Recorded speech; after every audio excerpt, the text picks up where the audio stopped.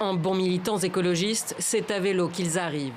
Pour eux, comme pour les autres membres d'ONG de défense de l'environnement réunis devant le palais de justice de La Haye, ce mardi est un grand jour. Leur requête est enfin entendue par la justice.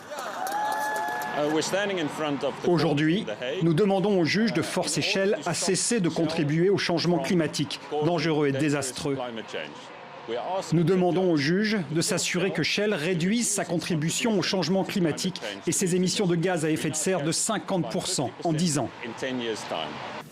Dans la salle d'audience, face à la cour, l'avocat Roger Cox porte la voix des 7 organisations plaignantes, soutenues par plus de 17 000 citoyens constitués en partie civile.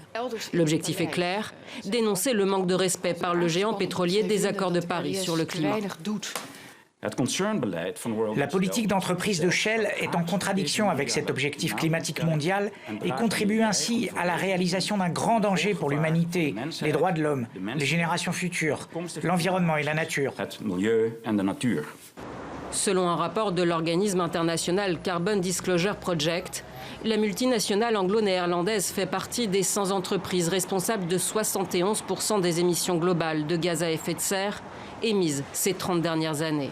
Shell plaide non coupable. Shell prend déjà des mesures sérieuses qui soutiennent la transition énergétique et à certains égards l'anticipent. Il n'y a pas de législation qui rend les émissions de CO2 de Shell illégales dans la situation actuelle. Le groupe pétrolier s'est engagé à réduire ses émissions de CO2 de 30% d'ici 15 ans. Mais les ONG souhaitent par cette action en justice le contraindre à une baisse plus drastique de 45% d'ici 10 ans, pour arriver à zéro émission en 2050.